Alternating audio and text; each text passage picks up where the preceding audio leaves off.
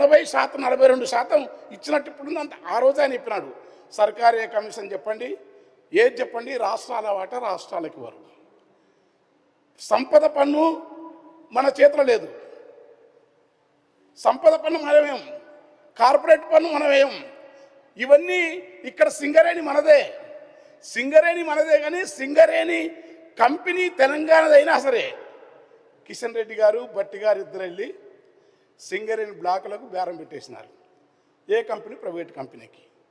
Private కంపెనీలకు ఇచ్చిన తర్వాత ఉచిత విద్యుత్తోనే ఆ రోజు తెలంగాణ ప్రభుత్వం కానీ గత రాజశేఖర రెడ్డి గారు అప్పుడు ఉచిత విద్యుత్ అనే పథకాన్ని రేపు ఈ కంపెనీలు గ్యారంటీగా నైతిక కోణం ఎందుకంటే ఉచిత విద్యుత్తు బడుగు జనులకు చెందాలా, ప్రజలకు చెందాలని వీళ్ళు ప్రైవేట్ కంపెనీలు నెరవేరుస్తారా? నెరవేర్చకుండా నీదైనా రాష్ట్రంలో ఉన్న నీ సింగరేణిని నీవెట్లా పెట్టుబడిదారులకు అప్పనంగా అప్పచెప్తావు? ఈ అప్పచెప్పడానికి ఉన్న ఖచ్చితంగా ఇది బడ్జెట్లో ప్రస్తావించాల్సిందే. అది ఎవరైనా వ్యక్తిగతంగా నాకు ఆర్థిక మంత్రి గారు చాలా గౌరవం ఉంటుంది. బ్లాకులు తీసుకోవాలి. ఒకవైపు ఇది తర్వాత రాష్ట్రాల నుంచి వసూలు అన్ని మాట్లాడినారు. బడ్జెట్ పేపర్ వస్తే జిఎస్టీ రాష్ట్ర వాటా ఈ వాటా మొత్తం అప్పనంగా తీసుకొని రాష్ట్రాలకి తెలంగాణ ప్రభుత్వం కేసీఆర్ ఉన్నప్పుడు ఇప్పుడు కానీ ఇచ్చేది ఎందుకు ఆపుతారు? వాళ్ళు ఆపితే అడిగే పని ఏమనుందా? ఎన్ని రకాల వేధిస్తారు. ఎన్ని రాష్ట్రాలు రాజ్యాంగానికి, బడ్జెట్కు, ప్రజాస్వామ్యానికి ఈ దేశ సంపదను ఏ ప్రజలైతే ఇస్తారో వాళ్ళకి చెందాలి కదా. పాశ్చాత్య దేశాలు అయితే 60% డైరెక్ట్ పన్నులు కడతారు. మన తాను పరోక్ష పన్నులు తప్ప ప్రత్యక్ష పన్నులు కట్టరు. పైగా ఆదాని అంబానికి కట్టే అవసరం కూడా లేదు. వాళ్ళు హాయిగా వాళ్ళ రాజ్యం. ఇప్పుడు అవి పరోక్ష పన్నులు కట్టేది ఎవరు? పేద ప్రజలు. ఏ ప్రజలైతే ఆ పన్నులు కడతారో వాళ్ళకి ఇచ్చే దగ్గర, వాళ్ళకి అందజేసే దగ్గర ఇక్కడ బహుజనుల, బీసీల, ఎస్సీల, వృత్తికారుల, కార్మికుల వీళ్ళ సంక్షేమం పట్ల ఈ పాలకులకు ఏమాత్రం చిత్తశుద్ధి అనేది ఉంది. ఇప్పుడు యుద్ధం మొదలవుతుంది అంటారు. మరి ఇంత బడ్జెట్ రెవెన్యూలు పెట్టినప్పుడు రేపు కూడా పేపర్లు ఉంటే పెరిగిన దానికి వీళ్ళు ఎట్లా ఇస్తారు? రాజీవ్ యువ వికాస పథకానికి చాలా తక్కువ బడ్జెట్ పెట్టినారు. 6,000 కోట్లు. ఎంతమందికి రోలు ఆడే రోలు నోరు తెరవదు, రోకలు ఆడదు. రోలు నిండదు, రోకలు ఆడదు. తర్వాత ఎస్సీలకు మాత్రం నాకు తెలిసి ఇది గొప్ప బడ్జెట్. 11 బీసీలతో పోల్చుకుంటే ఎస్సీలకు మంచి బడ్జెట్ ఉండదు.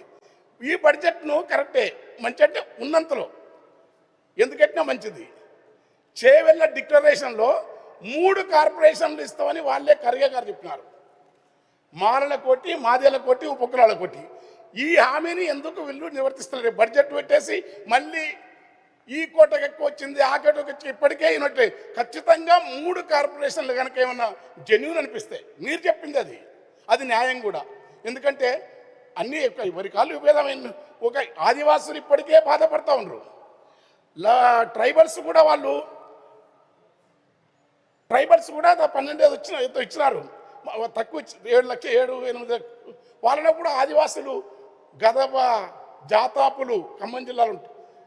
గోండు, కోలాం, తోటి, ఆత్రం, మేస్త్రం, చెంచు, కోయ ట్రైబల్స్లో కూడా ఈ విభేదం ఉంది.